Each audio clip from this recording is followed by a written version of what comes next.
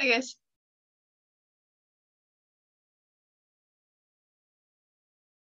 Let's just give it a minute for other people to show up.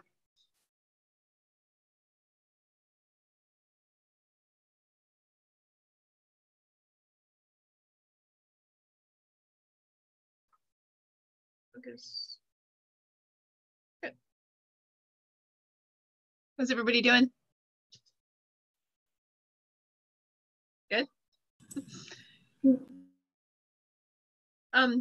So I wanted to mention to you guys the math department has asked us to ping you every so often to see how things are going in the semester and with the class. In case you didn't get a notification or didn't see it, there is a survey on our Canvas page. It's an anonymous survey. It doesn't count for a grade, but it will give me some feedback about how things are going for you this semester with the remote, especially with the remote learning. Like what kinds of things, what's your feedback? What do you think might make the class run more smoothly? If you have a chance to take a look at the survey and fill it out, like I said, it's anonymous. So, go ahead and please feel free to, speak your mind, constructive criticism wise. Also, the survey, I think, closes on Sunday. So you have plenty of time to take a look at it and then fill it out. It's not mandatory, but it would give me some feedback about, how things are going for you this semester. Anyway, take a look at that. I don't know how that's going to show up for you. I know for me, I think it shows up under assignments on our Canvas page. That may be a good first place to start taking a look at stuff. Anyway, just throwing that out there. Also, a reminder, tomorrow, Thursday, we have homework for chapter 2.1, 2.2, and 2.3. That's going to be due at midnight tomorrow. We have a quiz on those 3 chapter sections. Opens up tomorrow at noon, and it closes at noon on Friday. Make sure that you give yourself plenty of time to take the quiz and upload it before the quiz window closes, because Canvas won't accept any quizzes past the due date, past the due time, past noon on Friday. That means that you need to start the quiz no later than, say, 11 o'clock, maybe 11:15 on Friday morning, okay? Because you have a half hour to take it, plus 15 minutes to take a picture and upload it to our Canvas page. Okay, so this is going to become really important. We have a test coming up in, let's see, I think that's in about 2 weeks from now, 2 weeks from tomorrow, and that's going to be mostly chapter 1 and chapter 2. We'll talk as we get closer. I think it goes up to maybe chapter 2.7. We'll see how things go. And I'll post some old exams, things for review, so that you can practice stuff before we get to the exam. We'll have time to actually review the material. Just going to keep that in the back of your mind and make sure that you're well versed in how to take pictures and upload things, because the exam is pretty critical. Okay. All right. So today, what's going to happen is we're going to cover chapter 2.4. Which is exponential function, e to the x in particular. And we're going to go into a lot of detail about the exponential function, including we're going to throw out some concepts that we're going to delve into very deeply next semester in Calculus 2. And so we're kind of tossing these terms out and these ideas out to you now, so it's not a complete surprise when you get there next semester. And then at the end, we should have, 5-10 minutes or so at the end. I can answer questions on the homework problems if you guys want to ask me any of those questions. So let's go ahead and get started.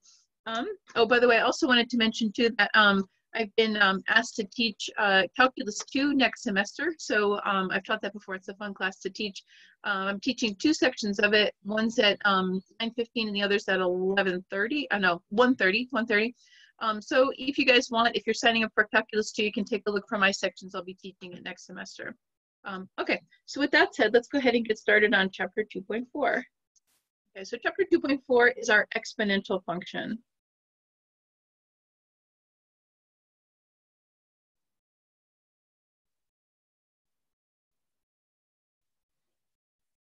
Okay, so sometimes when you write, computer code, it's written as exp of x. I think our book uses this term as well sometimes to describe, and that's just basically a way of writing e to the x.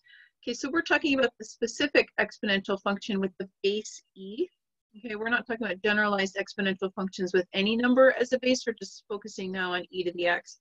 e to the x is super important because e to the x as a function is used to describe so many things in our natural world, like the whole world around us. We use combinations of exponential, logarithmic, and trig, basically functions to describe everything in the world, from like how our brain processes signals to things like climate change and spread of disease. All of these things are modeled using combinations of exponential functions. So it's a pretty important class of functions to take a look at. Before we get into some of the properties and some of the practicing questions about e to the x, what we want to talk about is we're going to take a step back and we're going to talk about some things, how we describe exponential functions using polynomials, okay? So this is part of the preview of things to come in calculus 2. For that, I need to describe some vocabulary so that we're all on the same page about like what these things are. Okay, now the first thing that I'm going to do is I'm going to describe what's called a sequence of real numbers and functions, okay? Because ultimately what we're going to be doing is we're going to describe our function e to the x as a polynomial, as an infinite termed polynomial. So for that, I need to take a step back and kind of build up the fundamental pieces of it. So when we think about a sequence,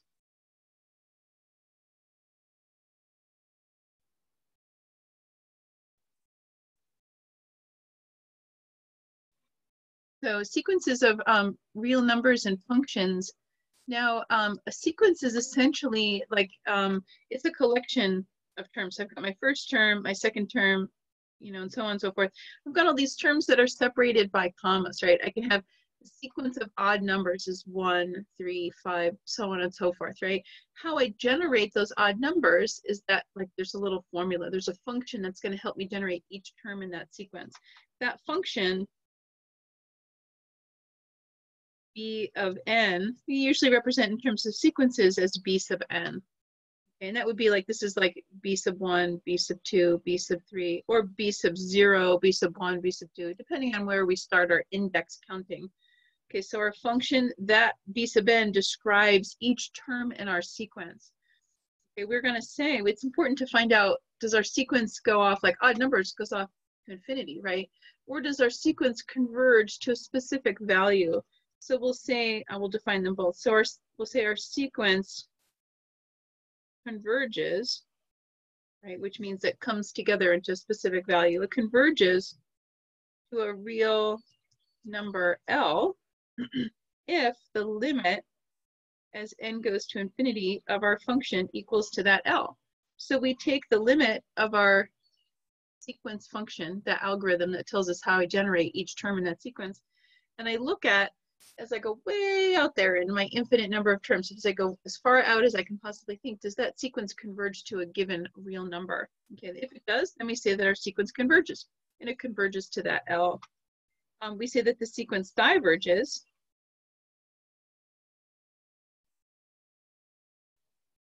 if the limit b sub n as n goes to infinity does not exist. Right? So all those things that we used, remember in chapter 1, that's how we spent so much time in chapter 1.3 on limits, because we're going to use limits so much to prove things, right? So if the sequence converges if our limit exists, sequence diverges if our limit does not. Okay, so let's do, let's think about things for a little bit. Oops, my notes. And I'm trying to find my example pages here. So I've got my lecture examples, chapter 2.4. These are all up on our Canvas page. Okay, so lecture examples 2.4. I'll post solutions for 2.4 later today. All right, so this b sub n, this is our formula or our function, our algorithm for describing each term in that sequence. And we're going to start in this particular case. I can, if it's an infinite sequence, I can start anywhere, right? So I'm going to start from 3 and go up, right? I can't start at 2. I get a divide by 0 problem. So I'm going to start at 3 and I'll go up. I'm going to enumerate out just the n equals 3, n equals 4, n equals 5, and then we're going to take the limit.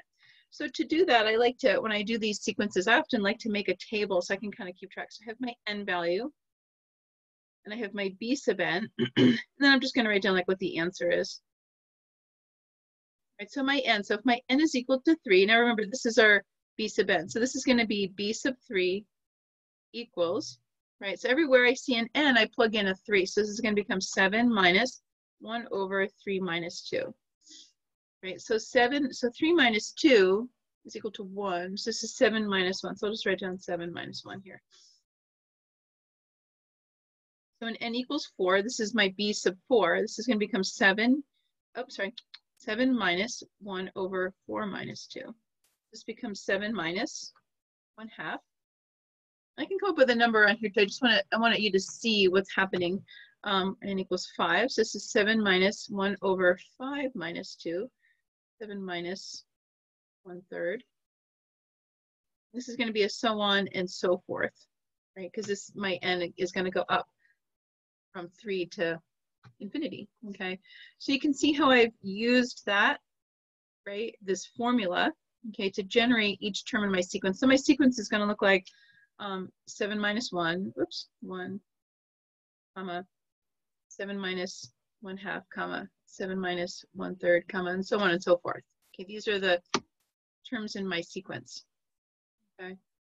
So now you can I did this intentionally because I want you to see that this term here is getting smaller and smaller and smaller and smaller and smaller as we go, right? So as I'm out, this is going to be 100 minus 2. This will be 7 minus 1 over 98, or 1,000 minus 2, or 10 trillion minus 2. Right, 1 over that. So this number here is going to get smaller and smaller and smaller as our n gets bigger and bigger. It helps to enumerate these things out just so you can start to see like what the pattern is.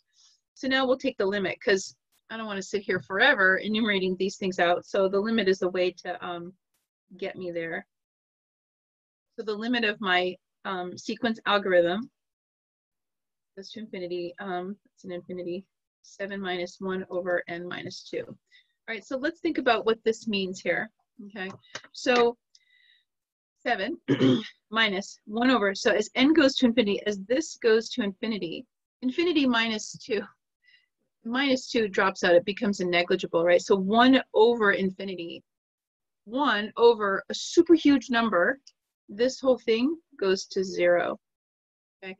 Now, when you're evaluating these limits, you must show what these pieces are equal to. Okay, so this thing, you can write 7 minus 0, or you can do this with a line. Okay, but you have to show me, and show the graders, you know, especially for our final exam, that you know what this limit is, right? And then I have to say what this is equal to.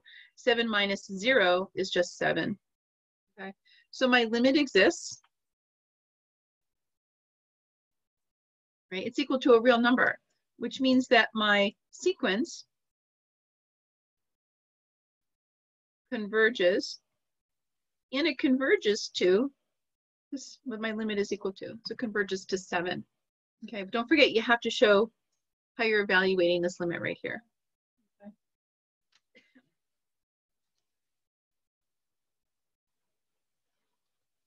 Okay.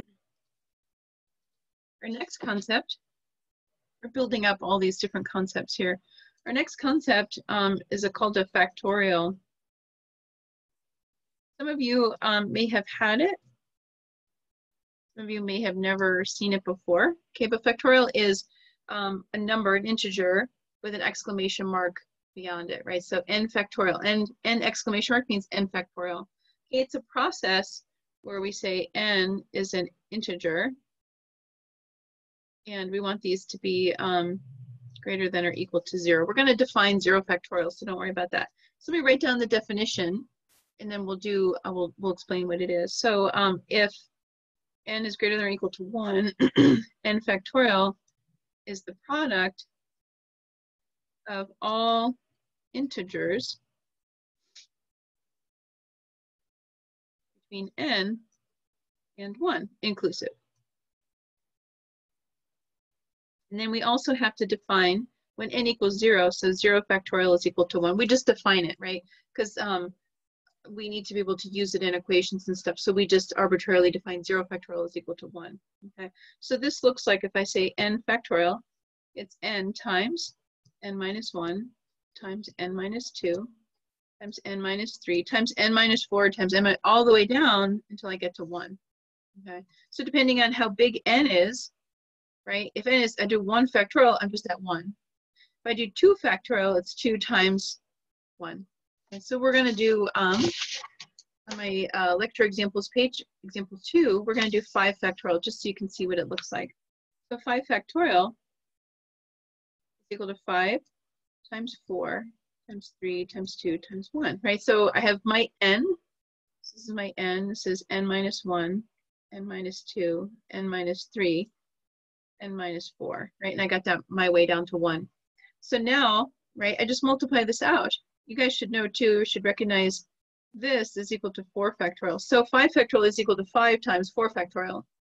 4 factorial is equal to 4 times 3 factorial, and so on and so forth. That's a helpful thing to know because often you'll have like a fraction, like a 5 factorial over 10 factorial, and then I can cancel things out without having to multiply all the way through. But here I'm just going to multiply 5 times 4 times 3 times 2. I don't have to multiply by 1. It's going to give me the number 120. Okay. Sometimes you have a factorial button on your calculator. I think mine's under, I think it's under math.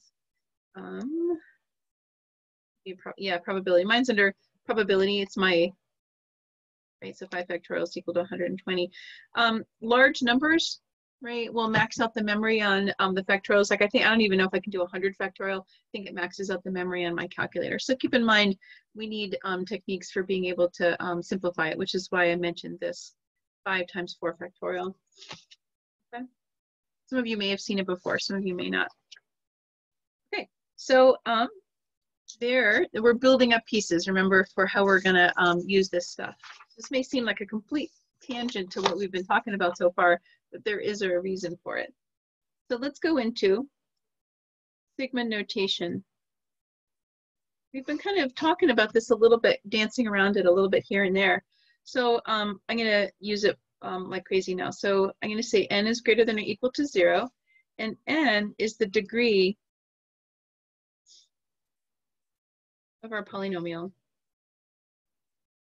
Right, so I have if n is equal to 2, my highest degree term is x squared, right? If n is equal to 5, my highest degree term is x to the 5th, right? So this represents the degree, the highest degree term of my polynomial, okay? And then we'll call p sub n, okay, is our polynomial. So I can represent my polynomial. This is my polynomial of degree n as a function of x. And I can say this is the summation of terms k equals 0 to n, right? So I start at 0, and I keep adding all of these terms, incrementing k each time until I get equal to n. And the formula I'm going to use is x to the k over k factorial. And how it looks like is this. Let's do it out. So when k equals 0, this is going to be x to the 0. That's a 0. 0 over 0 factorial. Then on my next loop, I sum. This says go up. I'm going to increment k by 1. This becomes x to the 1 all over 1 factorial. Plus means I'm looping through once more. K is 2, so x to the 2 all over 2 factorial. X to the 3 all over 3 factorial, and so on and so forth until I get to my n factorial. When we use these in calculus 2, we go out to infinity. We just say plus dot dot dot. Okay, we come up with some kind of formula that represents our infinite polynomial, right? We want to be able to represent functions as infinite polynomials. Okay, so now this term right here, remember how we said that x to the 0 is equal to 1. 0 factorial is equal to 1. So this whole term here is equal to 1, right? So now let's talk about things, how we represent like what we call a partial sum. All this terminology we'll get into a lot in Calc 2. But my 0th degree polynomial is all of the terms up to and including my highest degree term of 0. So in this case, x to the 0 over 0 factorial is equal to just 1. My 1st degree polynomial, all of the terms up to and including my highest degree term of 1. So that's x to the 0 over 0 factorial plus x to the 1 all over 1 factorial, which is equal to 1 plus x. My 2nd degree polynomial, all the terms up to and including degree 2. So that's x to the 0 over 0 factorial, x to the 1 over 1 factorial plus x to the 2 over 2 factorial equals 1 plus x plus 1/2 x squared. 1/2 is 1 over 2 factorial. 2 factorial is 2 times 1. So 1/2 x squared, and so on and so forth. I can keep going, right? Until I'll just say dot dot dot a sub n is equal to all those terms up to and including my nth degree. So this is 1 plus x plus 1/2 x squared plus so on and so forth plus x to the n all over n factorial. Okay, so this is my nth degree polynomial, and I'll just write etc.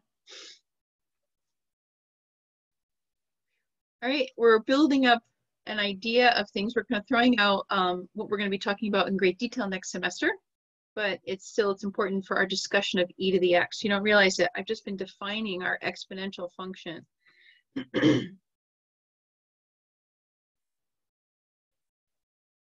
So our exponential function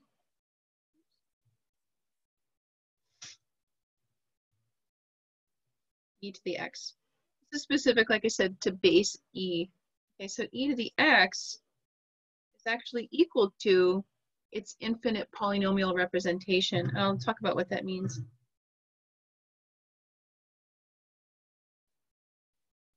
So this looks like the limit as n goes to infinity of my summation k equals 0 to n to the k all over k factorial. Okay, this is our e to the x function, right? This is the thing we talk about a lot in Calc 2, which is I've got these pretty complicated functions, e to the x, right? It's this exponential function. I can represent that as a polynomial approximation. Okay, so this is a polynomial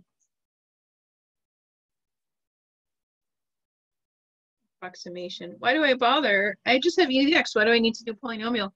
Polynomials are really nice, right? They're easy. I can take the derivative, I can integrate, I can multiply polynomials together. I can do all sorts of things with polynomials much more easily than I can with, a complex combination of, functions like e to the x and some kind of trig. So now what can happen is, like my calculator actually uses, I think, these summation functions to represent that. So if I were to say what's e to the 3, right, I would say this is going to be 3, right? How many degree terms do I need to have? Now my n has to be pretty big in order to get a pretty good representation, right? So if I have e to the 3, but I want to do it with a second degree term, I'm going to go 1 plus 3 plus 1/2 3 squared. That's going to give me a pretty good approximation for e raised to the 3rd power. It's a neat thing, actually. If you graph these out on your graphing calculator, e to the x, and then you go out 5 or 6 terms on your polynomial function, it fits it pretty well for quite a while. What's a good enough approximation is something we talk about in great detail in calculus 2. Okay, so let's just write this down. So to get a good approximation, n should be big.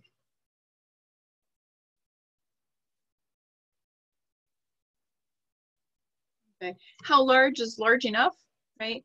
That's a discussion that we have a lot in Calc 2. It's a whole error analysis, right? How much error do we want to introduce by making n big or small? Okay, so we talk about that a lot in calculus 2, so don't worry about that for now.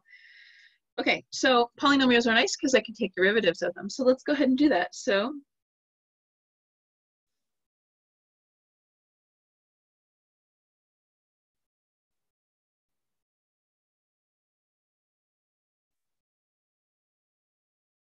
I'm going to do that.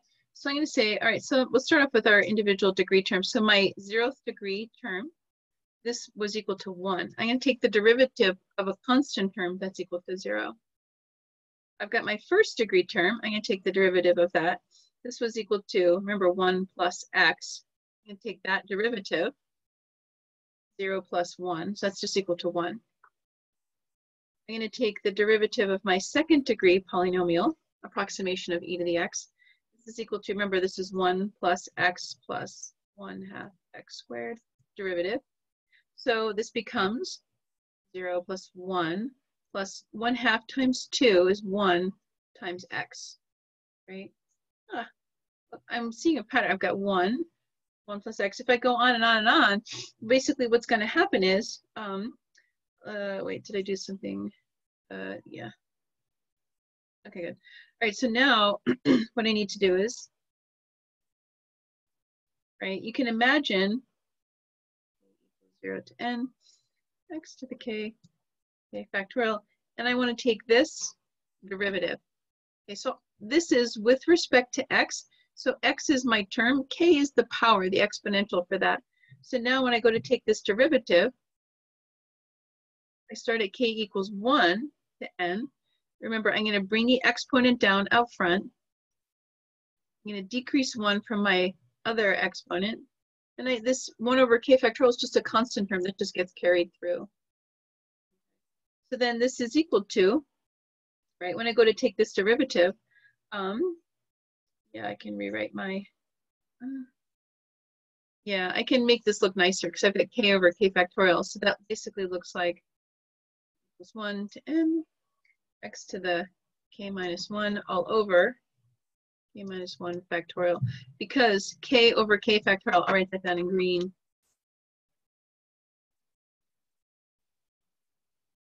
This is equal to k all over, remember k factorial is k times k minus 1 times k minus 2 times all the way down to 1. So these terms cancel and I get 1 over k minus 1, k minus 2. This is equal to 1 over k minus 1 factorial. So see how we're exploiting the definition of our factorial to simplify this stuff, which is why the k went away, and I have it k minus 1 factorial. So this is our derivative, okay, of our polynomial that we had before, okay? And this gives us our n minus first polynomial. This is like, I think, we did this homework problem, question 2.1, it was chapter 2.1, question 18. And I said, oh, these infinite polynomials, and you take the derivative, and you basically get the n minus first, right? So this is like essentially an answer to that. So we're taking a look at, right, representing functions as an infinite set of polynomials. What's our highest degree term? And it's going to be, right, essentially our n minus first from where we were before in our original. This, right, I'm looking at my function is equal to its derivative. That's true for our exponential function. Okay, if our function is equal to our derivative, we're talking about an e to the x function. Okay, so I'm going to start throwing out some properties. Actually, we'll do some examples, and then we'll throw out a bunch of properties. So we're going back. Some of these examples are fairly straightforward. We've been doing some examples like this when we did our earlier stuff. Okay, so y equals e to the 5x. What's our derivative? Okay, this is basically our chain rule, okay, which means it can be helpful to think of 5x. I'm going to substitute the variable u equals 5x, which makes my derivative equal to 5. Okay, so now when I want to find that derivative, I say e to the u times du, and then I substitute back. Okay, so if I substitute back in for u, I say y prime equals e to the 5x times 5, which I can make 5e to the 5x. You don't have to do the substitution of variables, but it might help. Let's look right here, w squared minus 7w. That might help if I had a substitution of variables there. Okay, my chain rule says, right, I repeat my function, and then I take the derivative of what's in here. Now, technically speaking, I'll write it in orange. Technically speaking, I've got the natural log of e in there, but the natural log of e is equal to 1. It's the base. This is log base e, and this is so these two are like cancel each other out. Okay, so we don't even write ln of e anymore because it's just equal to 1. Okay, this next problem, example 4, 5w cubed plus w. Okay, so this part we've got two different things happening, right? W times e to the w squared minus 7w. So this part here is just the simple power rule. Plus, here I've got the product rule and the chain rule. I have to take into account when I do this, right? This part right here. Let's go ahead and start tackling that. Okay. So the first term, power rule, 5 times 3 is 15, w squared. Plus, now I have to do the product rule. So this becomes first times the derivative of the second. So my first step is to repeat my exponential, and then I take my chain rule, I take the derivative of my exponent. W squared minus 7w becomes 2w minus 7. Okay.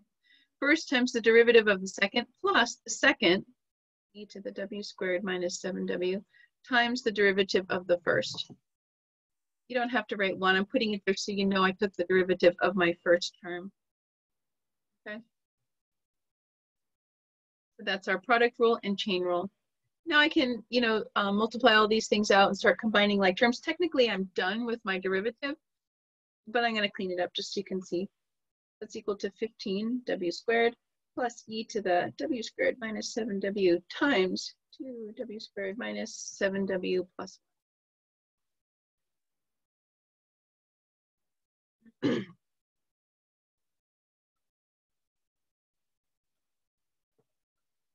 Okay. That's good. Okay. Go on, we'll do this one. I think we may have actually done an example like this in a previous chapter section, but we'll do it again. So we're going to take the derivative e to the x over 1 plus e to the x. And to do this, I'm going to need my quotient rule. Okay. So my quotient rule says, right, I'm going to take the bottom, 1 plus e to the x, times the derivative of the top. It's like I'm not doing anything. But remember, e to the x is equal to its own derivative, minus the top times the derivative of the bottom, the x, all over the bottom squared. Okay, so technically I'm done, but I'll distribute things out and kind of clean it up a little bit. This is equal to e to the x times 1 plus e to the x minus e to the x 1 plus e to the x squared equals the x quantity squared. Okay, technically these are equivalent. I just cleaned it up. Equals our derivative.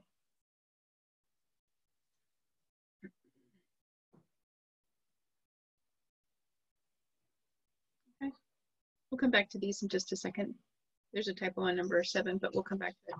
Okay, so a couple of points that I want to make about our e to the x. So e to the x derivative is equal to e to the x. This is a really important thing, that our function is equal to its derivative.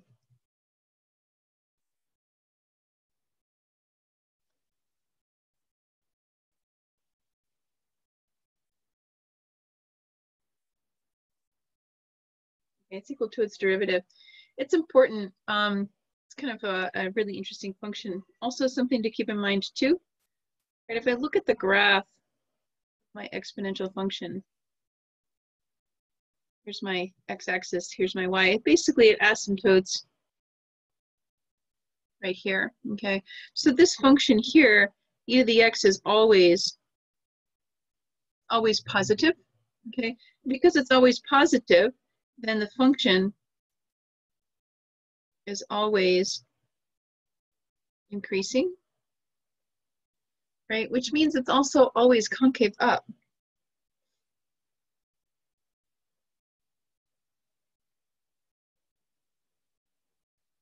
Okay. So this is pretty important. E to the x describes so much about our natural world, right? Population growth, radioactive decay, disease spread. We talk about that with COVID transmission rates, right? We talk about like the R0, the base of our exponential, how fast are things going to be transmitting? Okay. All right, so let's have a whole bunch of properties that I need to do. Actually, you know what? There's one more thing that I have to point out too before we list all the properties. I'll write it in red because it's really important. You cannot use power rule on exponential functions. Okay, we can't use power rule on exponential functions. So if I say, I've got the function e to the, let's just call it e to the x, and I want to take its derivative, right? I'm going to write this is wrong. I'm going to belabor this point because I see it every now and then. It pops up on exams. So if you do this the wrong way, you take the power rule, I'm going to go x e to the x minus 1. What? How am I supposed to do that, right? It's completely wrong. I can't do, right? I have to use my exponential rule, right? The true derivative of this is e to the x right? That's my derivative of e to the x. Okay, be careful, really careful. So e to the x is an exponential function, but x raised to the e is a polynomial, right? This is where I would use the power rule on x to the e. X is some number, you know, is something I can do the power rule on. Okay, e to the x, a number to the variable, that's an exponential function. Okay, so be very careful. It happens. You're cruising right along, you're going really fast, you're on an exam, you're on a quiz, you know, that there's the timers ticking, you gotta hurry up. You're kind of stressed out, and maybe your brain goes on strike, and you do the power rule on these things. It's wrong. Okay, be very, very careful. I see it all the time, but you can't do the power rule on an exponential function. Okay. So let's talk about some properties. These are theorems, e to the x properties. Bear with me here. I'm going to make a whole list of properties for our e to the x function. It'll be good for you to have so that you know what you're doing with. Okay, so our domain is all real numbers, right? We look at our graph, right? There's no value of x that I can't use on my exponential function. It's all possible. Okay, my domain is all real numbers. For all x values, e to the x is our limit and goes to infinity of our infinite polynomial, which is okay,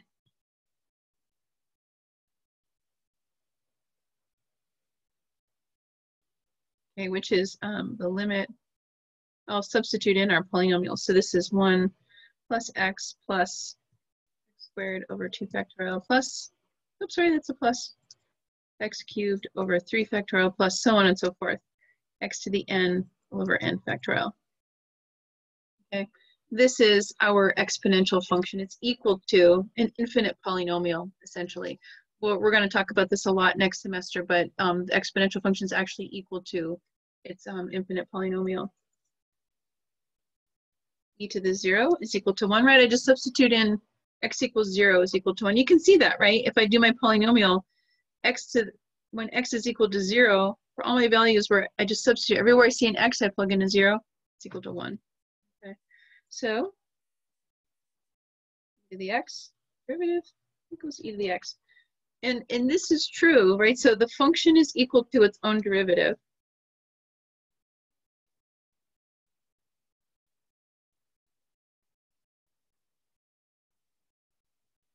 It's a pretty powerful thing. It's also true, this is equal to all of its other derivatives. And so on, all derivatives of e to the x. Now, when we talk about polynomials, I can take a derivative, and at some point I can't take any more derivatives before it's equal to 0, right? I kind of max out based on the degree of the polynomial. Functions like e to the x, we also see this with trig functions and natural log functions. E to the x has an infinite number of derivatives, right? I can just keep on going forever, right? So this function is equal to its first derivative, it's equal to its second derivative, third derivative, and so on. Okay. All right.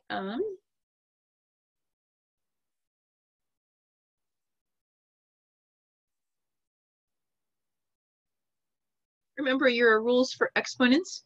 When I have a negative exponent, it's at 1 over that function, right?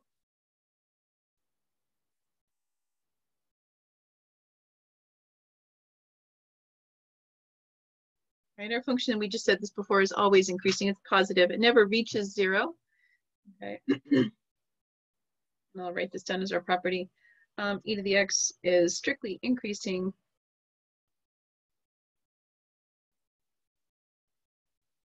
and graph is concave up. Okay. You know, listing properties isn't the most interesting thing, but it's good to have these here. 8. Let's see, and a is just some number. E to the x plus a equals e to the x times e to the a. Remember your rules for exponents? Same thing holds true, right? I'm going to be combining things. If they have the same, this is true, I can take this and put it to here. Okay, they have the same base. If they have the same base, I can do it. So if they don't have the same base, I can't combine them.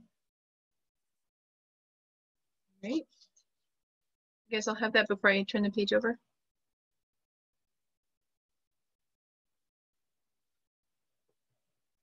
Okay.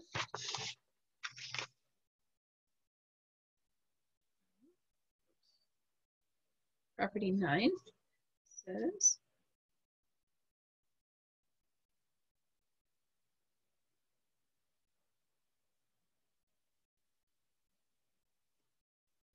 for all x and for all rational numbers r, if I say e to the r times x, like e to the 2x, say for example, this is e to the x, this is e to the x raised to the rth power.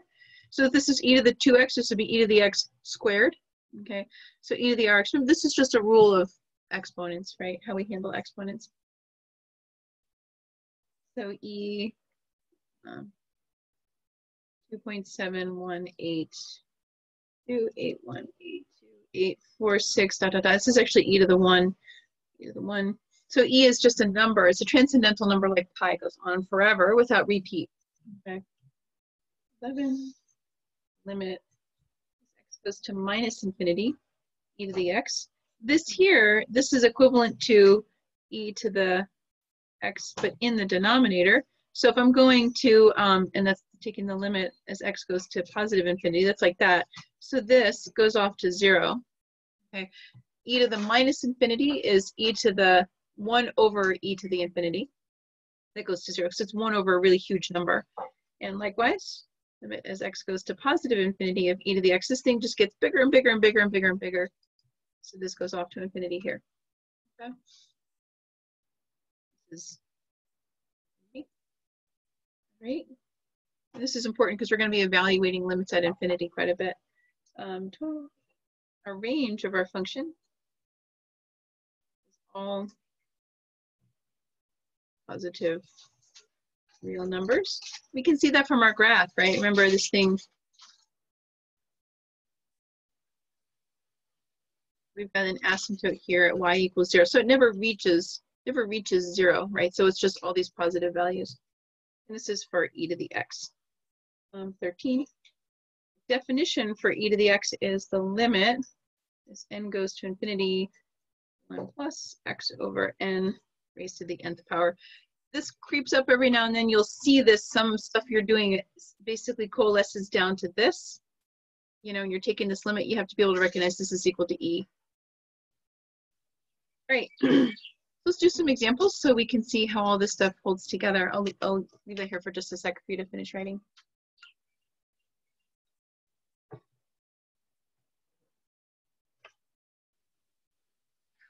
Okay, guys. All right, so example 6. We've done some of these stuff like this before. This is our chain rule, right? So this is chain rule. I'm going to do here. So this is m prime of x. Remember, I repeat my exponential, my function. And now I do the chain rule part. So I'm going to take that derivative here. So this is just 2x. And I can make it look nice. I can say 2x e to the x squared. If I need to take the second derivative, okay, then I have to do the product rule. Okay, but I'm not where we weren't asked for the second derivative. So we're just doing the chain rule here. So this one here, there's actually a typo. This should be e to the 2x minus 1. There should be a 2 right there. So if you guys want to note that there's a typo on that spot.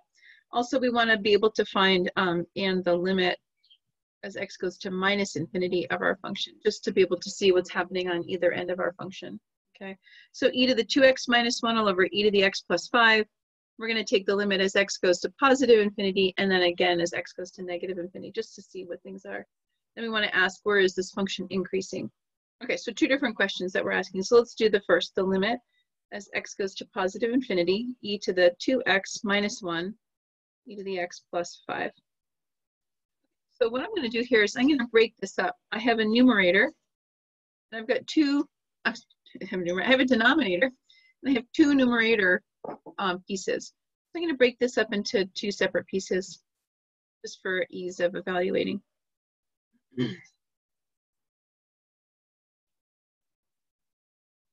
You don't have to do this, but sometimes it can help you think it through better. So now we get to evaluate each piece. Okay, so here you can imagine as x goes to infinity, this 5 is going to drop off. It's going to be really non-consequential compared to what's happening here. E to the 2x over e to the x, so this is like the limit as x goes to infinity of e to the x, because I've got a higher degree term in the numerator than the denominator. Okay, now what happens here is, right, we said this before, this thing goes off to infinity. Okay, we'll evaluate this part too, even though this is going to dominate our answer. So this part here, 1 over infinity plus 5. This thing here goes off to 0. But this part dominates, so this thing goes to infinity. So as we head towards x goes to infinity, our function goes to infinity. Let's check out our negative, see where it goes. So e to the 2x minus 1, e to the x plus 5. So I'll break this apart again like I did before. So the limit, x goes to minus infinity, e to the 2x all over e to the x plus 5 minus 1 over e to the x plus 5. Okay, so let's do these pieces individually again. All right, so this is the limit as x goes to minus infinity. This, just like we did before, this is e to the x. Okay, but now remember we're going to minus infinity. So this is like saying the limit as x goes to infinity of 1 over e to the x. The negative means we have a 1 over, and then I change this. This is I'm going to here. So this goes to 0. 1 over a really big number is 0. Okay, so minus, let's evaluate this limit now. Right, so now what I'm looking at is, okay, we just said the limit of e to the x as it goes to minus infinity, this thing is 0. That little piece is 0. So what I have is the limit of 1 over 5. So minus, this thing is 1 over 5. Okay, so I've got 0 minus 1 over 5. So my total limit on this side is minus 1, 5. So this function coalesces down, or it kind of converges down to minus 1, 5 on as I head towards minus infinity, and it goes up to infinity as x goes to infinity. Okay. You guys will have that part before I answer this. Where is f of x increasing? Okay, I'm going to turn the page so I have some room to work. So to talk about where our function's increasing,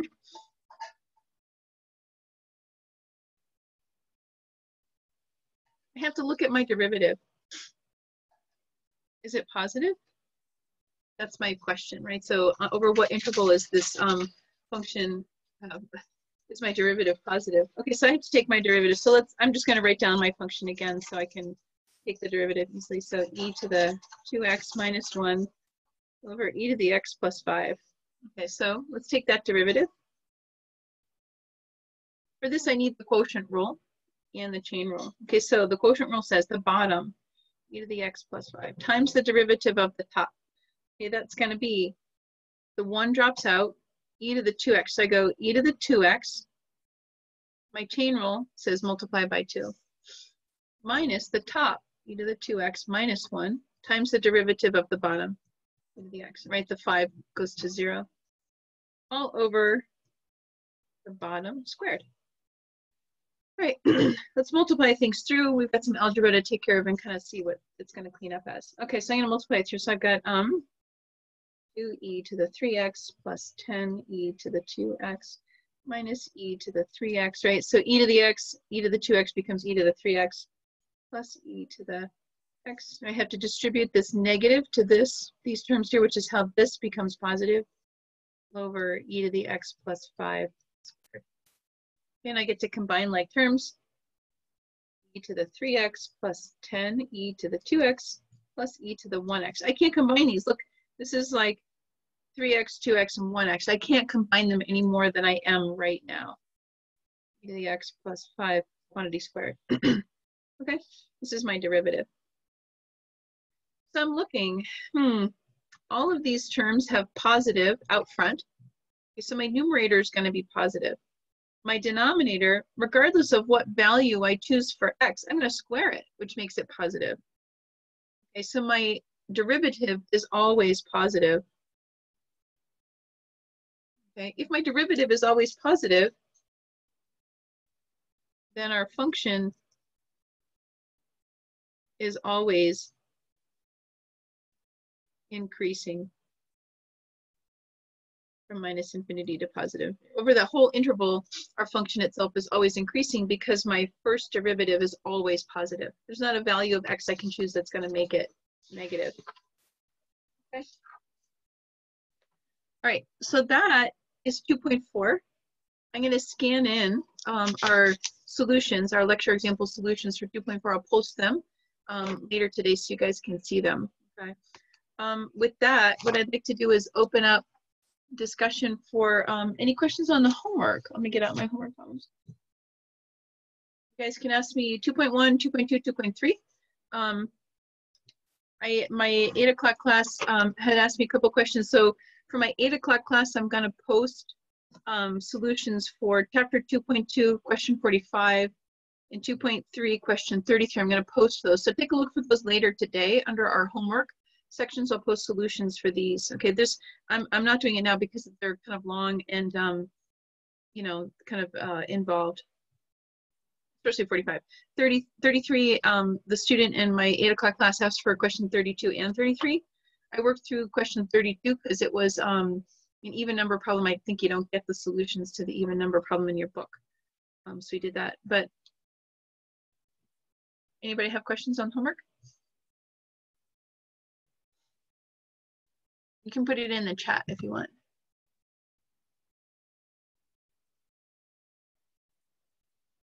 Number 39 on 2.1. Let's see. 2.1.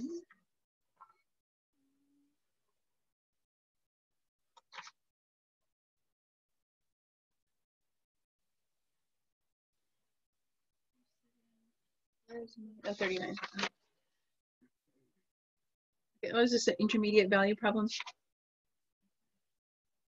Okay, so let's see. So this is chapter 2.1, question 39. Okay, so this says we need to use the intermediate value theorem.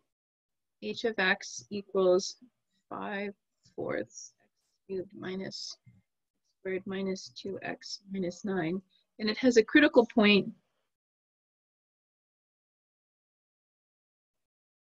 on the interval -1 to 1. Okay, so now what we're going to do is this. This means, right, critical point means I take a derivative. So I'm going to take my first derivative, right, and this is going to look like, I'm using the power rule on all this stuff. So this is going to become 15/4 x squared minus 2x minus 2. Right, I set that equal to 0. I want to take a look. So now what I do is I take a look at my boundaries on my interval here and I see, right, what's happening. See if there's a sign change.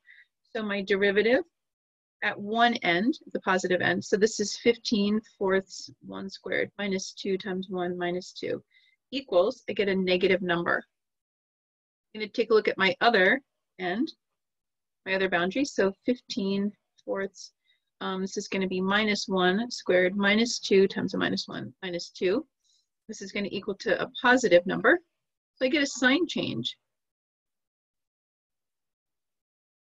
Okay, on the interval, right? Because in order to get this sign change, our derivative has to pass through 0, right? I have a negative value, I've got a positive value. That means at some point along there, my derivative is equal to 0, okay? Which means prime was equal to 0 along the interval -1 to 1. At some point along there, they don't ask us to find out that point, right? We would set it equal to 0 and find it. But here, okay, we're just showing that the intermediate value theorem, it changes sign on either end of that interval, which means that we have a 0 along there, right? Which means that we have a critical point. Okay, so that's what you have to do for that problem. 2.2, question 29. Okay,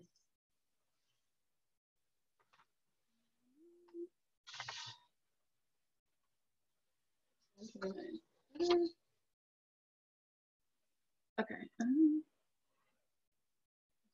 scroll this up a little bit. Chapter 2.2, question 29. This one is y equals x minus a squared times f of x. And then a is a constant. Okay, so I forget what the question is. I have my solution in front. So my derivative is going to be equal to x minus a squared times, so first times the derivative of the second plus the second, f of x times the derivative of the first, which is going to be my power rule 2, x minus a to the first power. But I don't even know what f of x is. I'm just saying I'm going to take that derivative. This is my product rule. And that's it.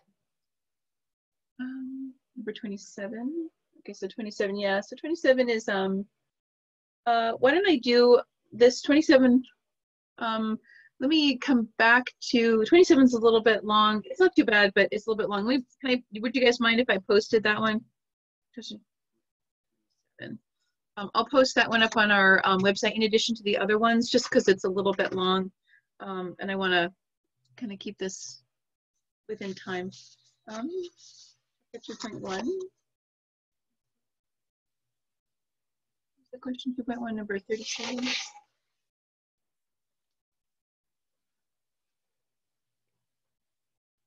Okay, surface area problems. Okay. This is kind of like 2.1, number 37 is kind of like the surface area problem that I put up before on our Canvas page. So I posted a solution. This one is 2.1, for 37, I mean. 37. So this is kind of similar to the other surface area problem that we had on there. So our surface area, remember I've got this. Right, and this is some kind of, it's a radius. And this is a height. Okay, so it kind of helps to draw it out and kind of think about what's going on. So my surface area as a function of the radius and the height looks like this, right? I've got, right, the area of my, let's see, I've got 2 pi r squared. So pi r squared is my base and my height. I've got 2 of them, right? So that's where the 2 comes from. Plus this is a rectangle. Like if I, you have like a can of soup and you take off the label, it's a rectangle, right? It doesn't look like it because you wrap it around the whole can. But this is basically the circumference, 2 pi r times the height. Okay, so this is our rectangle, this is our bottom and our top. Okay, so that's our surface area. So part A says r is a constant term, which means basically I'm taking the derivative of the area with respect to the height, because the height is the one that's changing, which means I look here, if r is a constant, this whole thing, that whole term goes away, 2 pi r squared, right? If r is a constant, this is just the derivative of that is 0. If h is the thing that I'm doing this, right, then basically what I'm going to be doing is 2 pi r, right? It's my coefficient of h. I'm thinking about that, okay? B says if h is a constant, then we take our derivative of the area with respect to the radius, okay? Which means I take this derivative, so 2 times pi times 2 times r. So this becomes 4 times pi times r plus 2 times pi times r times h. This becomes 4 pi h. I'm sorry, the 4 pi h, this should be 2 pi h. Right, it's a coefficient of r. If h is a constant, I'm doing this with respect to r. So I take this derivative here where 2 and pi are the constant terms. And if h is a constant, I take this derivative, so 2 pi h. This is a 2. 2 pi h is my coefficient term. Okay? C, so dA dr is equal to what when r is equal to 4 and h is equal to 12? So dA dr, so I'm going to plug this in. So 2 times pi times 12 plus 2 times pi times 4. Oops, sorry, 2 times pi times 12. Okay, and then I just multiply it through and come up with a number. Oops, how am I doing on time? And then that's it. Okay. 24 pi plus 24 pi. Right? Did I do that right? 2 times pi times h. So 48. Okay, does that make sense? You guys asked, so let me do this, chapter 2.1, question 47. I can post 47, but let me just post it online because we're running out of time and I'm not supposed to keep you past time. So I will post these problems here. So look for them later today on our Canvas page under our homework. Okay, and I'll post the solutions for those. Okay, guys? And you can come to office hours and we can talk about it there too. Okay. Hey guys, have a great day. Thank you. Bye. Take it easy. Thank you. See you tomorrow.